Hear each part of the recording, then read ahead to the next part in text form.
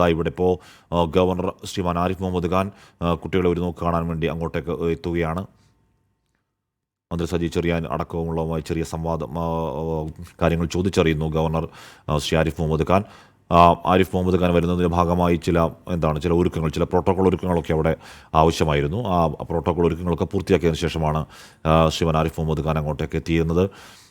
എനിക്ക് തോന്നുന്നു അവിടെ നിൽക്കുന്ന ജനപ്രതിനിധികളോട് കാര്യങ്ങൾ, അപകട വിവരങ്ങളൊക്കെ ചോദിച്ചറിയുകയാണ്, അല്ലെങ്കിൽ ഇതിന് ശേഷമുള്ള ക്രമീകരണങ്ങളൊക്കെ ചോദിച്ചറിയുകയാണ് ഗവർണർ എന്ന് തോന്നുന്നു. ഗവർണർ ശ്രീ ആരിഫ് മുഹമ്മദ് ഖാൻ അങ്ങോട്ടേക്ക് എത്തുന്നു. ഗവർണർ മാത്രമല്ല, നേരത്തെ നമ്മുടെ നാടിൻ്റെ മന്ത്രിമാരൊക്കെ അങ്ങോട്ടേക്ക്, ആ റീജൻ്റെ, ആ മേഖലയിലെ മന്ത്രിമാരും എല്ലാ ജനപ്രതിനിധികളും വിവിധ രാഷ്ട്രീയ പാർട്ടി നേതാക്കളൊക്കെ അങ്ങോട്ടേക്ക് നേരെ തുടക്കം മുതൽ തന്നെ അവിടെ, മന്ത്രി സജി ചെറിയാനൊക്കെ തുടക്കം മുതൽ തന്നെ അവിടെയുണ്ട്. കാര്യങ്ങൾ വിലയിരുത്തിക്കൊണ്ടും ക്രമീകരണങ്ങൾക്ക് ചുക്കാൻ പിടിച്ചുകൊണ്ടും അവിടെ മന്ത്രിമാരും എം എൽ എമാരും ജനപ്രതിനിധികളും ഒക്കെ അവിടെ തന്നെയുണ്ട്. ഇപ്പോൾ ഗവർണർ ശ്രീ ആരിഫ് മുഹമ്മദ് ഖാനാണ് ഈ കുട്ടികളെ ഒരു നോക്ക് കാണാൻ വേണ്ടി അങ്ങോട്ടേക്ക് എത്തുന്നത്. കൂപ്പുകൈകളോടെ റീത്ത് സമർപ്പിക്കുന്നു ഗവർണർ ശ്രീ ആരിഫ് മുഹമ്മദ് ഖാൻ.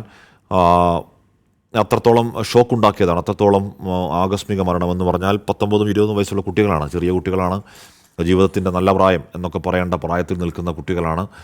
ഒരുപാട് ജീവിത സ്വപ്നങ്ങളും ഒരുപാട് പ്രതീക്ഷകളും ജീവിതത്തിൻ്റെ മുന്നോട്ടുള്ള കുതിപ്പും ആ വിജയവുമൊക്കെ തുടങ്ങുന്ന പ്രായമാണ്. ആ പ്രായത്തിൽ അവർക്ക് കിട്ടാവുന്ന പ്ലേസ്മെൻറ്റിൽ ഏറ്റവും മികച്ച പ്ലേസ്മെൻറ്റ് വണ്ടാനത്ത് അവർ കിട്ടുന്നു. അത് വെറുതെ കിട്ടുന്നതല്ല. അത് ആ കുട്ടികൾ മെറിറ്റോറിയസായി അവർ കഠിനാധ്വാനം ചെയ്ത് പഠിക്കുന്നതിൻ്റെ അടിസ്ഥാനത്തിൽ കിട്ടുന്നതാണ് വണ്ടാനം മെഡിക്കൽ കോളേജിലെ MBBS അഡ്മിഷൻ സീറ്റ് എന്നൊക്കെ പറയുന്നത്. അപ്പോൾ അങ്ങനെ ഇക്കാലം അത്രയുമുള്ള പഠന കാലയളവിൽ ഏറ്റവും സമർത്ഥരായി മിടുക്കരായി പഠിച്ച് അവിടം വരെ എത്തി. മുന്നോട്ടുള്ള പോക്കിലും അതേ ജീവിത സ്വപ്നങ്ങൾ കൂടുതൽ പൂവണിയാൻ പ്രതീക്ഷാപൂർവ്വം വീട്ടുകാർ കാത്തിരിക്കുന്നതിനിടയിലേക്കാണ് ഇടുത്തി പോലെ ഈ അപകടമുണ്ടാവുന്നത്. പെരുമഴ, കനത്ത മഴയായിരുന്നു. ആ കനത്ത മഴയിൽ വാഹനത്തിൻ്റെ കാലപ്പഴക്കം, ഒരുപക്ഷെ വണ്ടി ഓടിച്ചിരുന്ന കുട്ടിയുടെ ഡ്രൈവിങ്ങിലെ പരിചയക്കുറവ്, അങ്ങനെ പല കാരണങ്ങൾ RTO നേരത്തെ ദിലു നമ്മൾ പറഞ്ഞു കേട്ടു.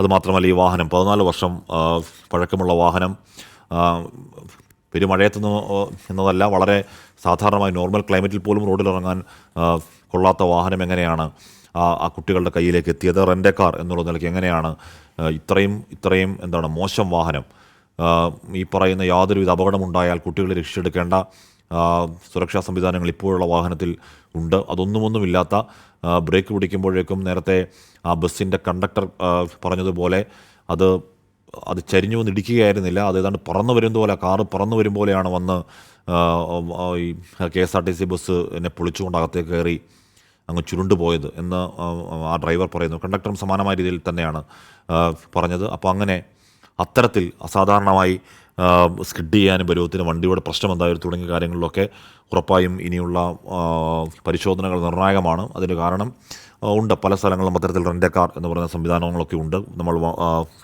നമ്മൾ വാഹനങ്ങൾ വാടകയ്ക്കെടുക്കുന്നുണ്ട്. അത് പ്രത്യേകിച്ച് കുട്ടികൾ കൂടിയാകുമ്പോൾ ഒരു സുരക്ഷാ ക്രമീകരണങ്ങൾ നോക്കാതെ വാഹനം കൊടുക്കരുത്, ഇനി കൊടുത്തു പോരുത് എന്നുള്ളതിൻ്റെ ഒരു ഫുൾ സ്റ്റോപ്പ് ആകണം. ഇനിയൊരു അനുഭവം, ഇനി ഈ പറയുന്ന ഒരു തീയനുഭവം നാടിനുണ്ടാകരുത് എന്നുറപ്പിക്കാൻ ആവശ്യമായ നടപടികൾ ഈ അപകടത്തെ തുടർന്ന് എന്താണ് ഉണ്ടായതെന്ന പരിശോധനയിൽ ഉണ്ടാകും എന്ന് തന്നെ നമുക്ക് പ്രതീക്ഷിക്കാം. അതാ ഇപ്പോൾ പൊതുദർശനം തുടങ്ങിയിട്ട് അരമണിക്കൂർ കഴിയുകയാണ്. 1 മണി വരെ പൊതുദർശനം എന്നാണ് പറഞ്ഞിരുന്നത്. അതിനുശേഷം പ്രത്യേക ആംബുലൻസിൽ ഈ കുട്ടികളുടെ മൃതശരീരങ്ങൾ അവരവരുടെ വീടുകളിലേക്ക് താമസം വിനാ കൊണ്ടുപോകും എന്നുള്ളതാണ് നേരത്തെ കളക്ടർ അറിയിച്ചിരുന്നത്. പക്ഷേ 1 മണിക്ക് ഈ പൊതുദർശനം എന്തായാലും പൂർത്തിയാവാനിടയില്ല. കളക്ടർ ശ്രീ ആരിഫ് മുഹമ്മദ് ഖാൻ അവിടെ പൊതുദർശനം അവിടെ വന്ന് കണ്ടതിന് ശേഷം എനിക്ക് തോന്നുന്നു അവരുടെ മാതാപിതാക്കളോട്, സംതപ്തരായ മാതാപിതാക്കളോട് വലിയ നമ്മൾ ഈ നേരത്തെ മനീഷ് പറഞ്ഞതുപോലെ നമുക്ക് ഈ ഹൃദയവേദന എന്നൊക്കെ നമുക്ക് വാക്കുകളിൽ ഇങ്ങനെ പറയാമെങ്കിലും അതിൻ്റെയൊക്കെ ഒരു 100 ഇരട്ടിയെങ്കിലും മടങ്ങാണ്, 100 മടങ്ങെങ്കിലുമാണ് അവരുടെ മാതാപിതാക്കളുടെ അമ്മമാരുടെയൊക്കെ ഹൃദയത്തിലെ വേദന.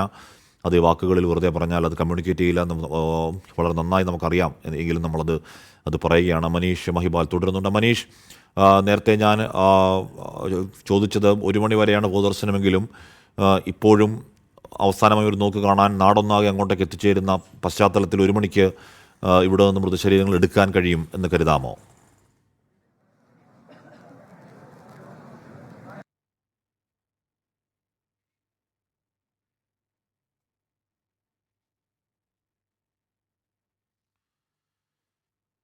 വിഷയമായതുകൊണ്ട് തന്നെ 1 മണിക്ക് തന്നെ പൊതുദർശനം അവസാനിപ്പിക്കണമെന്ന നിർദ്ദേശമുണ്ട്. അതുകൊണ്ട് തന്നെ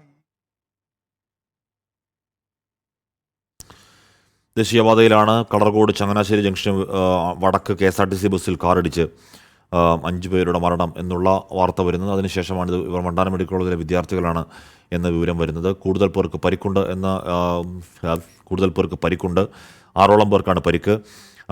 ആ പരിക്കുള്ള രണ്ട് കുട്ടികൾ കുറച്ച് ആരോഗ്യനില കുറച്ച് മോശമാണെന്ന് അറിയാൻ കഴിയുന്നുണ്ട്. തലക്കടക്കം അവർക്ക് ഗുരുതരമായ പരിക്കുണ്ട്. ആ പരിക്ക് ഭേദമാക്കി അവരെ ജീവിതത്തിലേക്ക് മടക്കിക്കൊണ്ടുവരാൻ അക്ഷീണ പ്രയത്നം, മനുഷ്യസാധ്യമായതിൻ്റെ പരമാവധി പ്രയത്നം ഈ ഘട്ടവും ഡോക്ടർമാർ പലവിധ സർജറികളൊക്കെയായി ഇപ്പോഴും ഡോക്ടർമാർ അവിടെ തുടരുകയാണ്.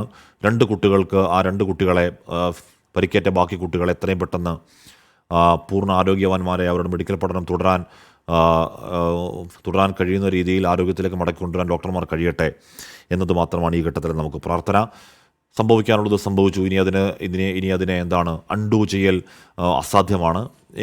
എങ്കിൽ കൂടിയും ഉണ്ടായ അപകടം ഏത് രീതിയിലുണ്ടായി, ഈ വാഹനം കുട്ടികളുടെ കയ്യിലേക്ക് എത്തിയത് എങ്ങനെയാണ്, ഈ വാഹനത്തിൻ്റെ കാലപ്പഴക്കം, അത്രയും കാലപ്പഴക്കമുള്ള വാഹനം നിരത്തിലോടാൻ ആരാണ് അനുവാദം കൊടുത്തത് തുടങ്ങിയ കാര്യങ്ങളിലൊക്കെ വളരെ ആഴത്തിലുള്ള പരിശോധന ഉണ്ടാവണം. കാര്യം ഇത് ചെറുതല്ല. 5 കുഞ്ഞുങ്ങളുടെ 5 സമർത്ഥരായ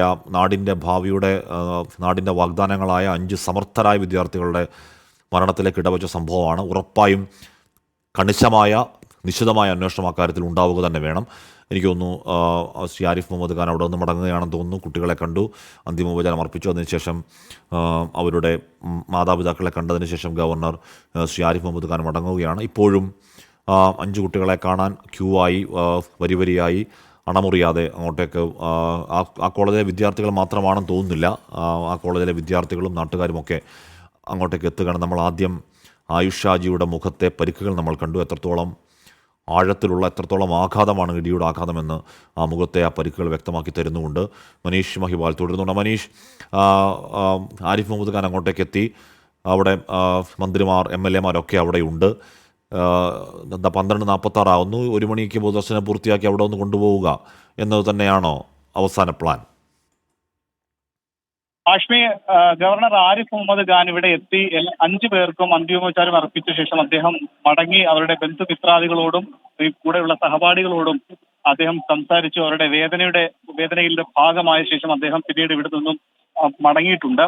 ഈ 1 മണിക്ക് തന്നെ പൊതുദർശനം അവസാനിപ്പിക്കണമെന്നാണ് തീരുമാനം. അതിന്റെ അടിസ്ഥാനത്തിൽ കുറച്ചുകൂടി വേഗത്തിലാക്കുന്നുണ്ട്. അതായത് മെഡിക്കൽ കോളേജിലെ ഒപ്പം പഠിച്ച സഹപാഠികൾ, ഒപ്പം തന്നെ ഇവിടെ അടുത്തുള്ള കോളേജുണ്ട്, ഡെന്റൽ കോളേജ്, നഴ്സിംഗ് കോളേജ് അടക്കമുള്ള കോളേജിലെ വിദ്യാർത്ഥികളുണ്ട്.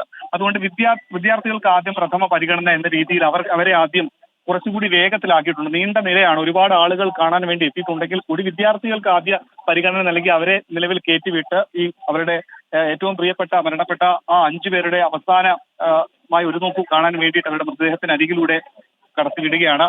എന്താണെങ്കിലും 1 മണിക്ക് തന്നെ ഇത് അവസാനിപ്പിക്കണം, ഇവിടെ നിന്നും മൃതദേഹം മാറ്റണം എന്നുള്ള നിർദ്ദേശത്തിന്റെ അടിസ്ഥാനത്തിൽ നിലവിൽ നമുക്ക് ദൃശ്യങ്ങളിൽ കാണാം മൃതദേഹം മാറ്റാനുള്ള ചില ഒരുക്കങ്ങളിലേക്ക് നീങ്ങിയിട്ടുണ്ട്. അങ്ങനെ 5 പേരുടെയും മൃതദേഹം ഇവിടെ നിന്ന് പൊതുദർശനം അവസാനിപ്പിക്കണം എന്നുള്ള നിർദ്ദേശമുണ്ട്. ഈ മെഡിക്കൽ കോളേജ് ക്യാമ്പസിനുള്ളിലെ സെൻട്രൽ ലൈബ്രറിക്ക് മുൻപിൽ, ആ അങ്കണത്തിന് മുൻപിലാണ് അവരെ ആദ്യമായി എത്തിയ കോളേജിൽ